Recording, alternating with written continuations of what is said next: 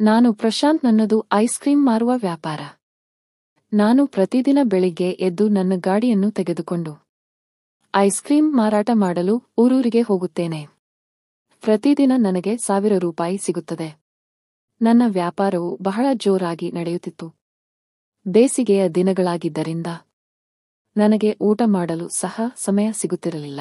ಪ್ರತಿದಿನ ನಾನು ಬೆಳಿಗ್ಗೆ ಏಳಬೇಕು, ಐಸ್ ಕ್ರೀಂ ತೆಗೆದುಕೊಂಡು ಪ್ರತಿದಿನ ಬೇರೆ ಬೇರೆ ಊರುಗಳಿಗೆ ಹೋಗಬೇಕು ಮತ್ತು ಎಲ್ಲ ಐಸ್ ಕ್ರೀಂ ಮಾರಾಟವಾದ ನಂತರವೇ ನಾನು ವಾಪಸ್ಸು ಬರುತ್ತಿದ್ದೆ. ಇದರಲ್ಲಿ ಒಂದು ವಿಷಯವಾಯಿತು. ನನಗೆ ಒಬ್ಬ ಮಹಿಳೆಯ ಮೇಲೆ ಪ್ರೀತಿಯಾಯಿತು ಮತ್ತು ಆಕೆಯ ಹೆಸರು ಪ್ರಿಯಾ. ನನಗೆ ತುಂಬಾ ಇಷ್ಟವಾದಳು. ನಾನು ಒಂದು ದಿನ ಐಸ್ ಕ್ರೀಂ ತೆಗೆದುಕೊಂಡು ಮಾರಾಟ ಮಾಡಲು ಬಂದಿದ್ದೆ. ಆ ಸಮಯದಲ್ಲಿ ಅವಳು ಕೂಡ ಕುಲ್ಫಿ ತೆಗೆದುಕೊಳ್ಳಲು ಬಂದಿದ್ದಳು. ಅವಳು ಪದೇ ಪದೇ ನನ್ನ ಕಡೆ ನೋಡುತ್ತಿದ್ದಳು ಮತ್ತು ನಾನು ಸಹ ಅವಳ ಕಡೆ ನೋಡುತ್ತಿದ್ದೆ. ಅವಳು ನನ್ನಿಂದ 2-3 ಐಸ್ ಕ್ರೀಂಗಳನ್ನು ತೆಗೆದುಕೊಂಡಳು. ಹಣವನ್ನು ಕೊಟ್ಟಳು ಮತ್ತು ನೀವು ಎಷ್ಟು ದಿನಗಳಿಗೊಮ್ಮೆ ಬರುತ್ತೀರಿ? ಪ್ರತಿದಿನ ಬಂದು ನನಗೆ ಐಸ್ ಕ್ರೀಂ ಕೊಟ್ಟು ಹೋಗಿ ಎಂದು ಹೇಳಿದಳು. ನಾನು ಸರಿ ಎಂದೆ. ಅವಳು ನಿಮ್ಮ ಐಸ್ ಕ್ರೀಂ ತುಂಬಾ ಚೆನ್ನಾಗಿದೆ ಎಂದಳು. ಪ್ರಿಯಾಗೆ ನನ್ನ ಐಸ್ ಕ್ರೀಂ ತುಂಬಾ ಇಷ್ಟವಾಗಿತ್ತು ಮತ್ತು ಅವಳು ನಿಮ್ಮ ಐಸ್ ಕ್ರೀಂ ತುಂಬಾ ಸಿಹಿಯಾಗಿರುತ್ತದೆ, ಬಂದ ಮೇಲೆ ನನಗೆ ಖಂಡಿತ ಕೊಟ್ಟು ಹೋಗಿ ಎಂದು ಹೇಳುತ್ತಿದ್ದಳು. ನಾನು ಮನೆಗೆ ಬಂದೆ, ಊಟ ಮಾಡಿದೆ ಮತ್ತು ಮಲಗಿದೆ. ನನಗೆ ನಿದ್ದೆಯೇ ಬರುತ್ತಿರಲಿಲ್ಲ. ನನಗೆ ಒಂದು ಕನಸು ಬಿತ್ತು. ಕನಸಿನಲ್ಲಿ ಪ್ರಿಯಾ ನನ್ನ ಪಕ್ಕದಲ್ಲಿ ಮಲಗಿದ್ದಳು ಮತ್ತು ಅವಳು ನನ್ನ ಐಸ್ ಕ್ರೀಂನನ್ನು ಸವಿಯುತ್ತಿದ್ದಳು. ಅವಳಿಗೆ ಅದು ತುಂಬಾ ಇಷ್ಟವಾಗಿತ್ತು. ನಂತರ ಅವಳು ನನ್ನನ್ನು ಮೈ ಮೇಲೆ ಎಳೆದುಕೊಂಡಳು ಮತ್ತು ನನ್ನ ಅವುಗಳನ್ನು ಕಚ್ಚಲು ಪ್ರಾರಂಭಿಸಿದಳು. ಸ್ವಲ್ಪ ಸಮಯದ ನಂತರ ನನ್ನ ತಲೆಯಲ್ಲಿ ಏನೋ ಬಡಿದುಕೊಂಡಂತೆ ನನಗೆ ಅನಿಸಿತು ಮತ್ತು ನಾನು ನಿದ್ದೆಯಿಂದ ಎಚ್ಚರಗೊಂಡೆ. ನೋಡಿದರೆ ನನಗೆ ಕನಸು ಬಿದ್ದಿತ್ತು. ನನಗೆ ಕನಸಿನಲ್ಲಿ ನಡೆದ ವಿಷಯಗಳು ತುಂಬಾ ಚೆನ್ನಾಗಿ ಅನಿಸುತ್ತಿದ್ದವು ಮತ್ತು ನನಗೆ ಅವು ನಿಜವಾಗಬೇಕೆಂದು ಅನ್ನಿಸುತ್ತಿತ್ತು. ಹಾಗಾಗಿ ಮರುದಿನವೂ ನಾನು ಐಸ್ ಕ್ರೀಂ ತೆಗೆದುಕೊಂಡು ಅದೇ ಊರಿಗೆ ಹೋದೆ ಮತ್ತೆ ಅವಳಿಗೆ ಕರೆದೆ. ಅವಳು ಮನೆಯಲ್ಲಿದ್ದಳು. ಅವಳು ಪ್ರಶಾಂತ್ ಬಾ, ಐಸ್ ಕ್ರೀಂ ತೆಗೆದುಕೊಂಡು ಒಳಗೆ ಬಾ ಎಂದಳು. ನಾನು ಒಳಗೆ ಹೋದೆ. ಒಳಗೆ ಹೋದ ನಂತರ ಅವಳು ಆಗ ತಾನೇ ಸ್ನಾನ ಮಾಡಿ ಹೊರಗೆ ಬಂದಳು ಮತ್ತು ಕೂದಲಿನ ಮೇಲೆ ಕೈ ಆಡಿಸುತ್ತಿದ್ದಳು. ಅವಳನ್ನು ನೋಡಿದ ಮೇಲೆ ನನಗೆ ಏನೂ ತಿಳಿಯಲಿಲ್ಲ. ಅವಳನ್ನು ನೋಡಿದ ತಕ್ಷಣ ನನ್ನ ಕೈಯಿಂದ ಐಸ್ ಕ್ರೀಂ ಕೆಳಗೆ ಬಿತ್ತು ಮತ್ತು ಅವಳು ಇದು ಏನು ಮಾಡಿದೆ? ಇರು, ನಾನು ಇನ್ನೊಂದು ಐಸ್ ಕ್ರೀಂ ತೆಗೆದುಕೊಂಡು ಬರುತ್ತೇನೆ ಎಂದು ಹೇಳಿ ಹೊರಟು ಹೋದಳು. ನಾನು ಒಳ್ಳೆಯ ದೊಡ್ಡ ಐಸ್ ಕ್ರೀಂನನ್ನು ತೆಗೆದುಕೊಂಡು ಬಂದೆ ಮತ್ತು ಅದನ್ನು ಅವಳಿಗೆ ಕೊಟ್ಟೆ.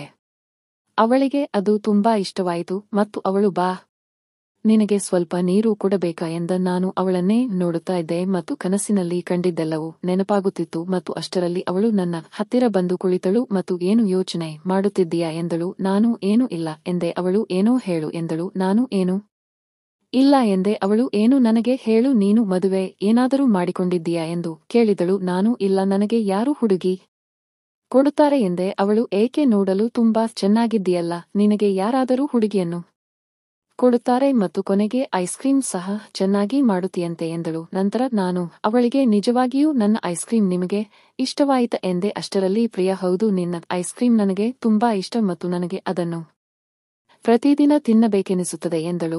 ನಾನು ಸರಿ, ನಾನು ನಿಮಗೆ ನನ್ನ ಐಸ್ ಕ್ರೀಂ ಪ್ರತಿದಿನ ಕೊಡುತ್ತೇನೆ ಎಂದೆ. ನಂತರ ಅವಳು ಸಹ ಸರಿ ಎಂದಳು. ನಾನು ಹೋಗಲ್ಲ, ನನಗೆ ಇನ್ನೂ ತುಂಬಾ ತಿರುಗಾಡಬೇಕಾಗಿದೆ ಎಂದೆ. ಅವಳು ಸರಿ ಹೋಗು ಎಂದು ಹೇಳಿದಳು. ನಾನು ಅಲ್ಲಿಂದ ಹೊರಟೆ. ಅವಳು ನನಗೆ ಹಣವನ್ನು ಕೊಟ್ಟಳು ಮತ್ತು ನಾನು ಸಹ ಹೊರಟೆ. ನನ್ನ ಕಣ್ಣುಗಳಲ್ಲಿ ಪ್ರಿಯ ಹೋಗುತ್ತಲೇ ಇರಲಿಲ್ಲ. ನನ್ನ ತಲೆಯಲ್ಲಿ ಅವಳ ಯೋಚನೆಯೇ ತುಂಬಿತ್ತು ಮತ್ತು ನನಗೆ ಏನು ಅರ್ಥವಾಗುತ್ತಿರಲಿಲ್ಲ, ಏಕೆಂದರೆ ನಾನು ಅವಳನ್ನು ನೋಡಿದ್ದೆ. ಅವಳ ಪೂರ್ಣ ಮನಸ್ಸು ನನ್ನ ಕಣ್ಣುಗಳಲ್ಲಿ ತುಂಬಿತ್ತು. ಅವಳ ದೇಹವು ನನ್ನ ಕಣ್ಣುಗಳಿಂದ ಹೋಗುತ್ತಲೇ ಇರಲಿಲ್ಲ. ಅವಳ ತುಂಬಿದ ಎದೆ ಮತ್ತು ಅವಳ ಸೊಂಟವನ್ನು ನೋಡಿದಾಗ ನನಗೆ ಹೇಗೋ ಅನಿಸುತ್ತಿತ್ತು. ಕನಸಿನಲ್ಲಿ ಆದಂತೆ ಅದೇ ರೀತಿ ನಾನು ಅವಳೊಂದಿಗೆ ಮಾಡಬೇಕೆಂದು ಅನಿಸುತ್ತಿತ್ತು. ಆದರೆ ಏನು ಮಾಡುವುದು? ಅವಳಿಗೆ ಮದುವೆಯಾಗಿತ್ತು ಮತ್ತು ಅವಳಿಗೆ ಗಂಡನೂ ಇದ್ದನು. ನಮ್ಮಿಬ್ಬರಿಗೂ ಈ ಅವಕಾಶ ಯಾವಾಗ ಸಿಗುತ್ತದೆ? ಮತ್ತು ಅವಳು ನನ್ನನ್ನು ಕೆಟ್ಟವನೆಂದು ತಿಳಿದುಕೊಂಡರೆ ಇಂತಹ ವಿಷಯಗಳು ನನ್ನ ತಲೆಯಲ್ಲಿ ಬರಲು ಪ್ರಾರಂಭಿಸಿದವು. ಹಾಗಾಗಿ ನಾನು ಇಲ್ಲ, ನಾವು ಹಾಗೆ ಮಾಡಬಾರದು ಎಂದು ನಿರ್ಧರಿಸಿದೆ. ನಂತರ ನಾನು ಮತ್ತೆ ಆ ಊರಿಗೆ ಹೋಗಲಿಲ್ಲ. ನಂತರ 8 ದಿನಗಳ ನಂತರ ನನಗೆ ಆ ಊರಿಗೆ ಹೋಗುವ ಯೋಗ ಬಂದಿತು. ಅವಳು ನನಗೆ ಕರೆದು ಐಸ್ ಕ್ರೀಂ ತಿಂದಳು ಮತ್ತು ನೀನು 8 ದಿನಗಳಿಂದ ಕಾಣಿಸಲೇ ಇಲ್ಲ, ನನಗೆ ಪ್ರತಿದಿನ ನಿನ್ನ ಐಸ್ ಕ್ರೀಂ ಕೊಡುತ್ತೇನೆ ಎಂದು ಹೇಳಿದ್ದಲ್ಲ ಎಂದಳು. ನಾನು ನನಗೆ ಪ್ರತಿದಿನ ಒಂದೇ ಊರಿಗೆ ಬರಲು ಆಗುವುದಿಲ್ಲ, ನಾನು ಪ್ರತಿದಿನ ಬೇರೆ ಊರಿಗೆ ಹೋಗಬೇಕು ಎಂದೆ. ಅಷ್ಟರಲ್ಲಿ ಪ್ರಿಯ ಸರಿ, ಹಾಗಾದರೆ ನೀನು ಬರಬೇಕು ಬೇಡ ಎಂದಳು. ಅವಳು ಕೋಪಗೊಂಡಿದ್ದ ದನ್ನು ನೋಡಿ ನನಗೆ ಅವಳಿಗೂ ನಾನು ಇಷ್ಟವಾಗಲು ಪ್ರಾರಂಭಿಸಿದ್ದೇನೋ ಎಂದು ಅನ್ನಿಸಿತು. ಕಳೆದ 8 ದಿನಗಳಿಂದ ನಾನು ನಿನ್ನ ಎಷ್ಟೊಂದು ಕಾದೆ ಎಂದು ಅವಳು ಹೇಳಿದ್ದು ಕೇಳಿ ನನಗೆ ತುಂಬಾ ಚೆನ್ನಾಗಿ ಅನಿಸಿತು. ನಂತರ ನಾನು ಅವಳಿಗೆ ನೇರವಾಗಿ ಕೇಳಿದೆ. ನಾನು ಅವಳಿಗೆ ನಿನಗೆ ನನ್ನ ಮೇಲೆ ಪ್ರೀತಿ ಏನಾದರೂ ಇದೆಯಾ ಎಂದೆ. ಅದಕ್ಕೆ ಅವಳು ಹೌದು, ಏನು ಮಾಡುವುದು, ನಿನ್ನ ಐಸ್ ಕ್ರೀಂ ಅಷ್ಟು ಚೆನ್ನಾಗಿದೆ ಎಂದಳು. ಹಾಗಂದ ಮೇಲೆ ನನಗೆ ತಡೆಯಲಾಗಲಿಲ್ಲ. ನಾನು ತಕ್ಷಣ ಅವಳನ್ನು ಹಿಡಿದು ಪಕ್ಕದ ಕೋಣೆಗೆ ಕರೆದುಕೊಂಡು ಹೋದೆ ಮತ್ತು ಪೂರ್ಣ ಸಮಯವನ್ನು ಕೊಟ್ಟೆ. ಅವಳಿಗೆ ಬೇಕಾದಷ್ಟು ಸಂತೋಷವನ್ನು ಕೊಟ್ಟೆ ಮತ್ತು ಎಷ್ಟು ಸಮಯ ಬೇಕೋ ಅಷ್ಟು ಸಮಯ ನಾನು ಅವಳಿಗೆ ಐಸ್ ಕ್ರೀಂ ತಿನ್ನಿಸಿದೆ. ಅವಳು ಸಹ ನನಗೆ ಬೇಕಾದಷ್ಟು ಸಂತೋಷವನ್ನು ಕೊಟ್ಟಳು. ಪ್ರಿಯ ನೋಡಲು ಎಷ್ಟು ಚೆನ್ನಾಗಿದ್ದಳೋ ಅಷ್ಟೇ ಮನಸ್ಸಿನಿಂದಲೂ ಸುಂದರವಾಗಿದ್ದಳು ಮತ್ತು ಅವಳು ಸಹ ನನ್ನ ಎಲ್ಲ ಆಸೆಗಳನ್ನು ಪೂರೈಸಿದಳು. ನಾನು ಕನಸು ಕಂಡಿದ್ದು ನಿಜವಾಯಿತು. ನಿಜಕ್ಕೂ ನಾನು ಅವಳ ಜೊತೆ ಎಲ್ಲವನ್ನೂ ಮಾಡಿದೆ ಮತ್ತು ನನಗೆ ಇಂದು ಎಷ್ಟು ಆನಂದವಾಯಿತೆಂದರೆ ಅದನ್ನು ನಾನು ಯಾರಿಗೂ ಹೇಳಲು ಸಾಧ್ಯವಿಲ್ಲ. ಇಷ್ಟೆಲ್ಲ ಆದಮೇಲೆ ನಾನು ಹೊರಟೆ. ಅಷ್ಟರಲ್ಲಿ ಅವಳು ಓಡೋಡಿ ಬಂದು ನನ್ನನ್ನು ತಬ್ಬಿಕೊಂಡಳು. ನೀನು ತುಂಬಾ ಚೌಡ ಚಾಲಾಕಿ. ನೀನು ಐಸ್ ಕ್ರೀಂ ಮಾರಾಟ ಮಾಡುವ ಹಿಂದೆ ಇಂತಹ ಕೆಲಸಗಳನ್ನು ಮಾಡುತ್ತೀಯಾ ಎಂದು ನನಗೆ ಗೊತ್ತಿರಲಿಲ್ಲ ಎಂದಳು. ನಾನು ಹಾಗೇನಿಲ್ಲ ಎಂದು ಅವಳಿಗೆ ನಡೆದ ಎಲ್ಲಾ ವಿಷಯಗಳನ್ನು ಹೇಳಿದೆ. ನನಗೆ ಬಿದ್ದ ಕನಸನ್ನು ಸಹ ಅವಳಿಗೆ ಹೇಳಿ ನಿಜವಾಗಿ ಎಲ್ಲಾ ಮನಸ್ಸಿನಲ್ಲಿ ಇದ್ದದ್ದನ್ನು ಹೇಳಿದೆ. ಅದಕ್ಕೆ ಅವಳು ಚೆನ್ನಾಗಿ ಕನಸು ಬಿದ್ದಿತ್ತಲ್ವಾ ನಿನಗೆ, ಮತ್ತು ನೀನು ಕನಸಿನಲ್ಲಿ ನೋಡಿದಂತೆಯೇ ನನ್ನ ಜೊತೆ ಮಾಡಿದೆ, ಅಂದರೆ ನಿನ್ನ ಕನಸು ನಿಜವಾಯಿತು ಅಲ್ವಾ ಎಂದು ಹೇಳಿ ನಾನು ಹೊರಟೆ. ಅಷ್ಟರಲ್ಲಿ ಅವಳ ಗಂಡ ಬಂದ. ನಾನು ಹೊರಟಿದ್ದೆ ಮತ್ತು ಎದುರಿನಿಂದ ಪ್ರಿಯಾಳ ಗಂಡ ಬಂದ. ಅವನು ಇವನ್ಯಾರು ಎಂದ. ಪ್ರಿಯ ಏನೂ ಇಲ್ಲ, ಇವನು ಪ್ರತಿದಿನ ಐಸ್ ಕ್ರೀಂ ಮಾರಲು ಬರುತ್ತಾನೆ, ತುಂಬಾ ಚೆನ್ನಾಗಿ ಮಾಡುತ್ತಾನೆ, ನನಗೂ ತಿನ್ನಬೇಕೆನಿಸುತ್ತದೆ, ಹಾಗಾಗಿ ಬಂದರೆ ಕೊಟ್ಟು ಹೋಗು ಎಂದು ಹೇಳಿದ್ದೆ ಎಂದಳು.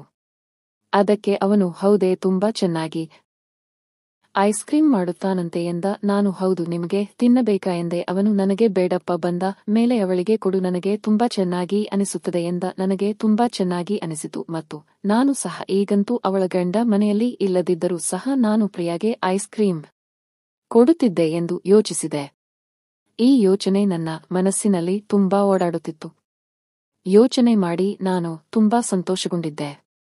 ನಂತರ ನಾನು ಅಲ್ಲಿಂದ ಹೊರಟೆ. ನಂತರ 4 ದಿನಗಳ ನಂತರ ನಾನು ಮತ್ತೆ ಅದೇ ಊರಿಗೆ ಹೋಗುತ್ತಿದ್ದೆ. 4 ದಿನಕ್ಕೆ ನನ್ನ ಒಂದು ರೌಂಡ್ ಆಗುತ್ತಿತ್ತು ಮತ್ತು ಹೋದ ತಕ್ಷಣ ನಾನು ಐಸ್ ಕ್ರೀಂ ಮಾರಾಟ ಮಾಡುತ್ತಿದ್ದೆ. ಅವಳಿಗೆ ಐಸ್ ಕ್ರೀಂ ತಿನ್ನಿಸುತ್ತಿದ್ದೆ ಮತ್ತು ನಮ್ಮಿಬ್ಬರಲ್ಲಿ ತುಂಬಾ ತಮಾಷೆ ಆಗುತ್ತಿತ್ತು. ನಾನು ಸಹ ಅವಳಿಗೆ ತುಂಬಾ ಸಂತೋಷವನ್ನು ಕೊಡುತ್ತಿದ್ದೆ ಮತ್ತು ಅವಳು ಸಹ ನನ್ನ ಎಲ್ಲಾ ಆಸೆಗಳನ್ನು ಪೂರೈಸುತ್ತಿದ್ದಳು. ಹಾಗಾಗಿ ನಾನು ತುಂಬಾ ಸಂತೋಷದಿಂದ ಇರುತ್ತಿದ್ದೆ. ಆದರೆ ತಿಳಿಯದೆ ಒಂದು ದಿನ ಈ ವಿಷಯವನ್ನು ಅವಳ ಗಂಡ ನೋಡಿದ. ಅವಳ ಗಂಡ ನನಗೆ ಮತ್ತು ಪ್ರಿಯಗೆ ಒಟ್ಟಿಗೆ ನೋಡಿದ್ದ. ನಂತರ ನಾನು ಆ ಊರಿಗೆ ಎಂದಿಗೂ ಹೋಗಲಿಲ್ಲ ಮತ್ತು ಪ್ರಿಯ ಸಹ ನನಗೆ ಎಂದಿಗೂ ಭೇಟಿಯಾಗಲಿಲ್ಲ. ಅವಳ ಸಂಪೂರ್ಣ ಅವುಗಳನ್ನು ನನ್ನ ಕಣ್ಣುಗಳಲ್ಲಿ ತುಂಬಿಸಿಕೊಂಡಿದ್ದೆ.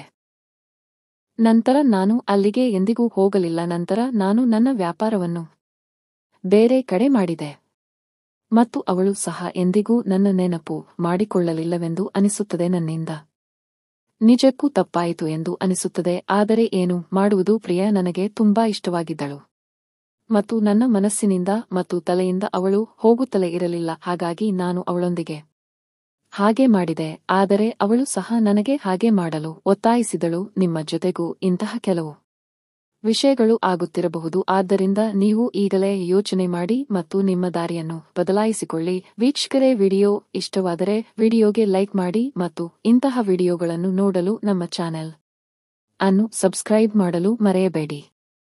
ಇಂತಹದೇ ಒಂದು ಹೊಸ ಕಥೆಯೊಂದಿಗೆ ಮುಂದಿನ ವಿಡಿಯೋದಲ್ಲಿ ಭೇಟಿಯಾಗೋಣ. ಅಲ್ಲಿಯವರೆಗೆ ಧನ್ಯವಾದಗಳು.